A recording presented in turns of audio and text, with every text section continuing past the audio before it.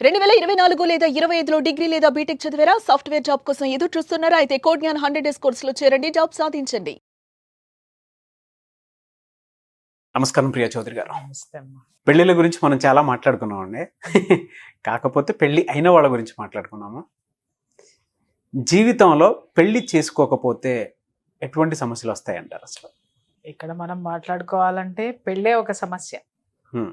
Okay, అంటే చేసుకున్నా సమస్యే, చేసుకోకపోయినా సమస్యే. పెళ్ళి అనే పదంతో సమస్య స్టార్ట్ అవుతుంది. హ్మ్. చేసుకుంటే ఒక సమస్యలు, చేసుకోకపోతే ఇంకో సమస్యలు. బట్ వన్ థింగ్ ఏమవుతుంది అని అన్నారు కదా, ఒంటరితనం ఉంటుంది సార్. చాలామంది జీవితాలు నేను చూశాను కదా. ఫర్ ఎగ్జాంపుల్ చాలామంది ఏమనుకుంటారంటే, అబ్బా పెళ్ళిళ్ళు వద్దు గిళ్ళిళ్ళు వద్దబ్బా, అన్నీ జరిగిపోతున్నాయి కదా హ్యాపీగా, నాకేం అవసరం లేదు, పెళ్ళి అక్కర్లేదు అనుకొని చాలామంది 40 years వచ్చేదాకా పెళ్ళిళ్ళు చేసుకోకుండా, నాకు కొంతమంది తెలిసిన కుటుంబం కోసం చరిత్రలో- అట్లే మునిగిపోయి ఉంటారు. వినండి వినండి, చాలా మంది చరిత్రలో నాకు తెలుసు. కొంతమంది కుటుంబం కోసము మీరు అన్నట్టు త్యాగాలు చేసి చేసి చేసి చేసి 40, 45 ఏళ్ళు 50 ఏళ్ళు వచ్చేదాకా ఎవరికి వాళ్ళు ఆ కుటుంబంలో పెద్దవాళ్ళ కోసం ఉన్నారనుకోండి, పెద్దవాళ్ళు వెళ్ళిపోతారు. అట్లాగే అక్క చెల్లెళ్ళ కోసం ఉన్నారనుకోండి, వాళ్ళు పెళ్ళిళ్ళు చేసుకుని వెళ్ళిపోతారు. వాళ్ళు పిల్లలతో బాగుంటారు. లేదా అన్నదమ్ముల కోసం ఉన్నారనుకోండి, వీళ్ళు పెళ్లి చేసుకుని వీళ్ళు సెటిల్ అయిపోయి వీళ్ళు హ్యాపీగా ఉంటారు. వీళ్ళకి దగ్గరకు వచ్చేసరికి వీళ్ళు ఒంటరితనంతో మిగిలిపోతా ఉంటారు. అప్పుడు ఏం చేయాలా? 45 ఏళ్ళు వచ్చిన తర్వాత ఏం చేయాలి? 50 ఏళ్ళు వచ్చిన తర్వాత అప్పుడు పెళ్లి గురించి ఆలోచించడం మొదలు పెడితే అప్పుడు ఎలాంటి పార్ట్నర్ వస్తారు? సరే వచ్చారు అని అనుకుందామండి, కేవలం ఆ పార్ట్నర్ ఎంతవరకు ఉంటారు? ఏ విధమైనటువంటి జీవితం ఉంటుందంటే, సరే అప్పటికైనా కళ్ళు తెరిచి పెళ్లి చేసుకున్నారు కాబట్టి ఒక మంచి జీవితమే ఉందనుకుంటాం. అసలు ముందు మనం మాట్లాడుకోవాల్సింది ఏంటి అని అంటే, పెళ్లి చేసుకోకపోవడం వల్ల ఏంటో వచ్చే వచ్చే సమస్యలు ఏంటి సార్? మంచో చెడు, తప్పో ఒప్పో, ఒక లైఫ్ పార్ట్నర్ అనేది ఉంటే ఆ భరోసా డిఫరెంట్గా ఉంటుంది. భరించలేనటువంటి పార్ట్నర్, భరించలేనటువంటి మనస్తత్వం ఉన్నటువంటి వాడో, ఉన్నటువంటి ఆమె, లేకపోతే ఇంకా వివిధ కారణాలతోటి అసలు ఆ సంసారం చేయటం అనేది వీలు కాదు అనేటటువంటి క్షణంలో ఎవరికి వాళ్ళు విడిపోండి, ఎవరికి వాళ్ళు జీవించేస్తారు. బట్ అప్పుడు ఏదో ఒక ఆసన వీళ్ళ జీవితానికి ఉంటుంది. పిల్లలో, లేకపోతే వాళ్ళకంటూ ఒక జీవితం కొంత నడిచి వస్తారు కాబట్టి ఒక టార్గెట్ ఏర్పాటు చేసుకుంటారు వాళ్ళు.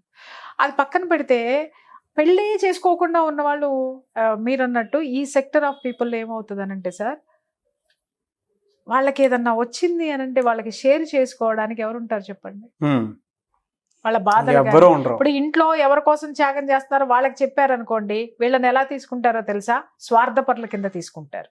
అంటే ఏదో మమ్మల్ని వీడేదో పోషించేసేస్తున్నాడని, వీడేదో మా మూలంగానే వీడికి పెళ్లి కావట్లేదని, మా కోసం త్యాగం చేసేసాడని మాట్లాడుతున్నారు, వీడిని మేము చేసుకోవద్దన్నామా అని చెప్పేసి కన్న తల్లిదండ్రులు మాట్లాడిన జీవితాలు నాకు తెలుసు, తోడబుట్టిన వాళ్ళు మాట్లాడిన జీవితాలు నాకు తెలుసు.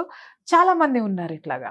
అట్లాగా ఆడపిల్లలు ఆ జీవితం కోసం మిగిలిన ఆడపిల్ల, ఒక 2-3 ఆడపిల్లలు ఉన్నారనుకోండి, ఆ ఇంటికి మగదిక్కు లేదనుకోండి, మగదిక్కు ఉన్నా కూడా ఈ ఆడపిల్ల బాధ్యతలు పొరపాటును తీసుకుంది, లేదా చదువుకుంది, ఒక ఉద్యోగం చేస్తుంది అని అనుకున్నాం అనుకోండి, మిగిలిన వాళ్ళందరి కోసం ఈ అమ్మాయికి పెళ్లి చెయ్యకుండా ఆపిన కుటుంబాలు కూడా చాలా ఉన్నాయి.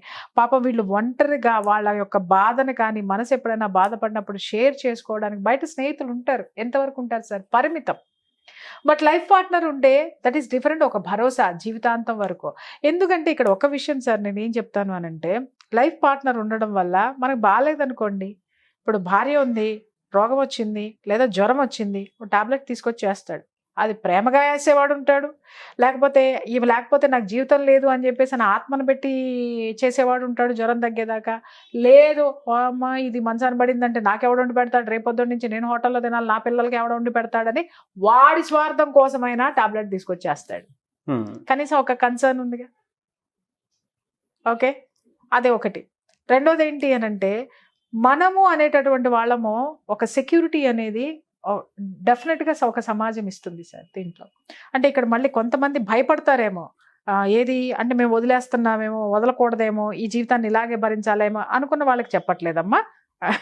నేను చెప్పేది ఏంటి అంటే, పెళ్ళి అంటే ఎంత సెక్యూరిటీని ఇస్తుంది అనేది మాత్రమే నేను ఇక్కడ చెప్తున్నా. దాని దుర్వినియోగం చేసే వాళ్ళతో ఉండాల్సిన అవసరం లేదు, చేసుకునే వాళ్ళ గురించి ఆలోచించాల్సిన అవసరం కూడా లేదు ఇక్కడ. అది ఏమవుతుందంటే ఒక భరోసా ఇస్తుంది, మానసికమైనటువంటి పరమైనటువంటి భరోసాని ఇస్తుంది పెళ్ళి అనేది. సార్ ఒక్కటి సార్, చాలామంది ఇంట్లో మగవాడు సంపాదనా పరుడు కాకపోయినా ఆడవాళ్ళు భరిస్తారు. అవును, ఆడవాళ్లే సంపాదనతోటి ఆ ఇల్లు మొత్తం నెట్టుకొచ్చే వాళ్ళు ఉన్నారు సార్. కానీ భరిస్తారు. ఎందుకో తెలుసా సార్? Social security. ఎస్. అన్ని విధాల మానసికంగా సోషల్ సెక్యూరిటీ. తర్వాత అలాగే మగవాడు ఉన్నాడు, భార్య. నాకు తెలిసిన 2-3 ఉన్నారు సార్. పెళ్లి చేసుకున్న వెంటనే అదేంటి, ఒక యాక్సిడెంట్ జరిగి మంచంలో 20 ఏళ్ళు భార్యకి సేవలు చేస్తూ మళ్ళీ పెళ్లి చేసుకోకుండా బ్రతికినటువంటి భర్త గురించి నాకు తెలుసు. అలాగే ఒకానొక సిచ్యుయేషన్లో ఆవిడికి దాన్ని మెంటల్గా డిస్టర్బ్ అయిపోయి ఎంత భయంకరంగా అంటే ఆవిడని ఎక్కడా కూడా మెంటల్ హాస్పిటల్కి తీసుకెళ్ళలేదు. ఇంట్లోనే పెట్టి ఆవిడ మనుషులు ఇట్లా తలుపు తీస్తే మీద పడి రక్కేసి పీకేసి కొట్టేసేసేదన్నమాట. అలాంటి భార్యని 40 ఏళ్ళు భరించిన భర్త గురించి నాకు తెలుసు. అవును. వీళ్ళందరూ ఎందుకున్నారు సార్? ఎందుకున్నారు అనంటే బంధం ఒకటి ఏర్పడింది కాబట్టి ఆ జీవితానికి సెక్యూరిటీ ఇచ్చారు. నన్ను నమ్ముకొని వచ్చింది కదా, కాబట్టి నేను ఇవ్వాలి కదా జీవితం. నేను లేకపోతే తనేమవుతుంది అనేటటువంటి బాధ్యత తీసుకున్నారు. అది పెళ్ళంటే. ఓకే. అలాగే భర్త ఎందుకు పనికిరాడు సార్? ఎందుకు 24 అవర్స్ తాగుతూ ఉంటాడు? ఇక్కడ కాదు, మనం ఈ జీవితాలని సామాన్యమైనటువంటి కింద తరగతి రోజువారీ కూలి పనులకి వెళ్ళేటటువంటి జీవితాల దగ్గర నుంచి మనము సినిమా తారల జీవితాల వరకు మనం చూడొచ్చు. ప్రొఫెషనల్స్లో ఉన్న విమెన్ని కూడా చూడొచ్చు. ఈ కుక్క చాకరీలు చేసి ఈవిడ సంపాదిస్తూ ఉంటే వాడు నిరంతరం తాగి పడిపోయి ఉంటాడు సార్. వదిలిపెట్టరు. పిల్లలు కూడా ఉండరు, అయినా సరే వదలరు, ఉంటాడు. ఎందుకోసమో చెప్పమంటారా? Social security. మానసిక పరమైనటువంటి ఒక భద్రతా భావాన్ని కలిగి ఉంటాం మనం.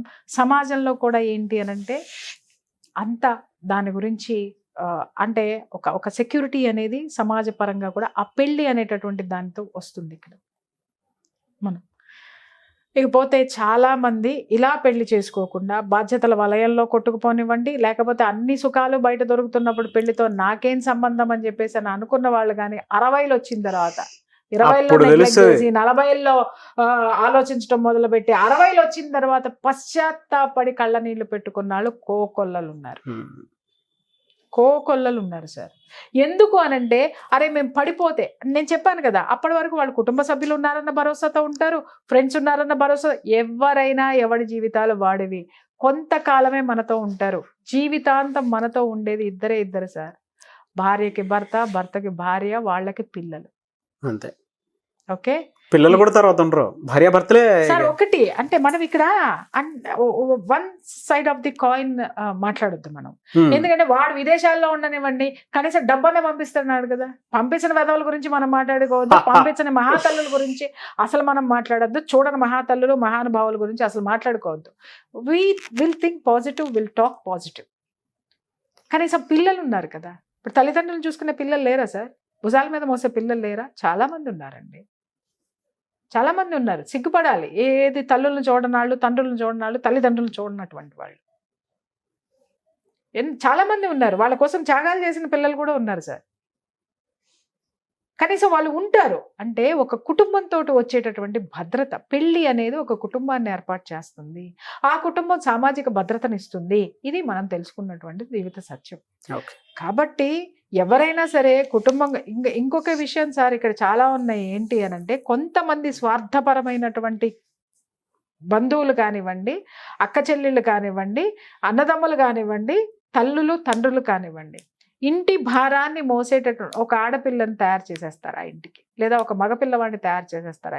అరే నువ్వేరా ఇంటిని చూసుకోవాలి, అరే నువ్వు లేకపోతే ఎలాగరా. అసలు ఎంత తీపి చాక్లెట్లు వాడికి తినిపించేసి, ఆమెకి తినిపించేసి ఎంత మత్తులో పడేస్తారు అనంటే, ఈ అమ్మాయికి పెళ్ళైన తర్వాత కూడా నా కుటుంబమే నాకు కావాలి అనుకునేటట్టు చేసి ఈ కుటుంబాన్ని నాశనం చేసుకుని ఆ అమ్మాయిని ఒంటరిదాన్ని లేదా అతన్ని ఒంటరివాడిని చేసినటువంటి కుటుంబాలు చాలా ఉన్నాయి. ఇది కరెక్ట్ కాదు.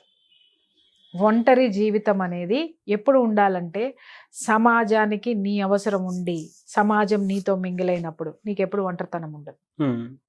అది కాకుండా అది కూడా ఒక సెక్టర్ ఆఫ్ దీని వరకే వస్తుంది సార్. నేను ఇందాక చెప్పాను కదా, 60లో వచ్చిన తర్వాత సమాజం మనల్ని పట్టించుకోదు, మనం సమాజంలోకి వెళ్ళాం. ఎందుకంటే వాళ్ళకి మనకి అంతరాలు చాలా తేడా ఉంటాయి. మనం ఎంత గొప్ప లెజెండరీస్ అయితేనో మనం చచ్చేదాకా మనతో పని ఉంటుంది. మరి మిగిలిన జీవితాలు ఏం కావాలి? కాబట్టి ఒక సెక్యూరిటీ అవసరం. పెళ్ళి అనేది ఒక సెక్యూరిటీ. లైఫ్ పార్ట్నరు ఎప్పుడూ కూడా ఎవరి కాళ్ళు నేను పోషిస్తున్నానో, లేకపోతే దొరికింది కదా చేసుకున్నామనో, లేకపోతే వీడు కాబట్టి ఏదో చండాలాలన్నీ మాట్లాడుకుని చండాలాలన్నీ వస్తాయి. పెళ్ళి అంటే ఒక సెక్యూరిటీ. తల్లిదండ్రులైనా పెళ్లి చేసేటప్పుడు, తల్లిదండ్రులైనా చేసుకునేటప్పుడు, పిల్లలైనా ఆలోచించాల్సినటువంటి విషయము it's a social security. Sure. ఎందుకంటే ఆ సోషల్ సెక్యూరిటీ తోటే మనకి సంబంధించినవన్నీ ఉన్నాయి కాబట్టి. సోషల్ సెక్యూరిటీ, మనకి సంబంధించినంత వరకు మన మనసుకు కూడా సెక్యూరిటీ, అన్ని విధాలుగా అది మనకి అండగా నిలిచేటటువంటి ఒక అద్భుతమైనటువంటి బంధం. అది ఉండాలి, ప్రతి ఒక్కళ్ళ జీవితంలోనూ ఉండాలి. కర్మలకాలో పార్ట్నర్ చనిపోతేనో, లేకపోతే కర్మలకాలో డివోర్స్ తీసుకుంటేనో, కర్మలకాలో ఇంకోటి ఉండనో, దాన్ని మళ్ళీ పునరుద్ధరించుకునేటటువంటి ఏర్పాట్లు చేసుకోవాలని నేను ఎప్పుడు అభిలషిస్తాను సార్. ఫస్ట్ ఎందుకనంటే మాట్లాడే వాళ్ళు ఎవరు వీళ్ళకి జీవితాలను ఇవ్వరు. మాట్లాడినంత వరకే ఉంటాయి తప్ప మాట్లాడే వాళ్ళు ఎవరు కూడా వీళ్ళకి జీవితాలను ఇవ్వరు. ఎవరి జీవితం వాడిదే, ఎవడి తోడు వాడిదే, ఎవడి అండ వాడిదే. కాబట్టి ఎవ్వరు కూడా జీవితంలో పెళ్ళి అనేటటువంటిది ఇన్ టైంలో కరెక్ట్ పర్సన్ని చూస్ చేసుకొని 1కి 4 సార్లు ఆలోచించి అడుగు పెట్టి ఆ బంధాన్ని పటిష్టం చేసుకోవాలని మనస్ఫూర్తిగా కోరుకుంటున్నాను. షూర్ అండి. Thank you so much Priya Chowdary గారు. Thank you. చూసారు కదండి వీడియో. ఈ వీడియోపై మీ అభిప్రాయాన్ని కామెంట్ రూపంలో తెలియచేయండి. అండ్ ముఖ్యంగా చాలామంది స్పీకర్స్ ఉంటారు, సో తెర ముందుకు వచ్చి మాట్లాడాలి అనేటువంటి ఆలోచన ఎవరికైనా ఉన్నా సరే, మిస్టర్ నాగ్ అఫీషియల్ అని నా ఇన్స్టాగ్రామ్ ఐడి ఉంది. దానికి మీరు ఖచ్చితంగా పర్సనల్గా ఫాలో అయినా సరే మీరు సుమన్ టీవీ ఆఫీస్ దాకా రావచ్చు. అండ్ దాంతోపాటు ప్రియా చౌదరి గారు ఎప్పటికప్పుడు క్లాసెస్ అయితే కండక్ట్ చేస్తూ ఉంటారు. సో మహిళలకు సంబంధించినటువంటి క్లాసెస్ స్పెషల్గా ఎవ్రీ వీక్ ఉంటాయి. అది మీరు ఆన్లైన్ అయినా సరే, ఆఫ్లైన్ అయినా సరే. సో వాటిని కనుక మీరు ఫాలో అయ్యి ఆ క్లాసెస్ కనుక అటెండ్ అవ్వాలి అనుకుంటే, వర్క్షాప్స్ అయినా సరే పర్వాలేదు. అండ్ కొంతమంది అపార్ట్మెంట్స్లో కానీ లేదా బయట ఎక్కడైనా సరే మెడిటేషన్కి సంబంధించినటువంటి క్లాసెస్ కానీ ప్రియా చౌదరి గారితో కావాలి అనుకుంటే, మిస్టర్ నాగ్ అఫీషియల్ నా ఇన్స్టాగ్రామ్ ఐడి ఉంది. దానికి మీరు మెసేజ్ పెట్టినా పర్లేదు, దాని నుంచి అప్డేట్స్ వస్తాయి. లేదు అనుకుంటే స్క్రీన్ మీద కాంటాక్ట్ నెంబర్ కనిపిస్తుంది. ఆ స్క్రీన్ మీద కనిపిస్తున్నటువంటి కాంటాక్ట్ నెంబర్కి మీకు పర్సనల్ కౌన్సిలింగ్ అయినా, ఫినాన్షియల్ కౌన్సిలింగ్ అయినా, లేదంటే చాలామందికి ఒక క్లాస్ ఉంటే మాకు ఉండేటువంటి డౌట్స్ అన్ని క్లియర్ చేసుకోవచ్చు అనేటువంటి ఆలోచన ఉంటే, లేదా ప్రీ మ్యారిటల్ కౌన్సిలింగ్ సంబంధించినటువంటి విషయాలు ఏమైనా ఉంటే వాటిపై క్లారిటీ కోసం స్క్రీన్ మీద కనిపిస్తున్నటువంటి నెంబర్కి మీరు సంప్రదించవచ్చు. వీడియో లైక్ చేయండి, షేర్ మాత్రం తప్పకుండా చేయండి. అండ్ మీ అభిప్రాయం ఏదైనా సరే ఈ వీడియో కింద కామెంట్ బాక్స్లో మాత్రం పోస్ట్ చేయడం మర్చిపోవద్దు. Thank you.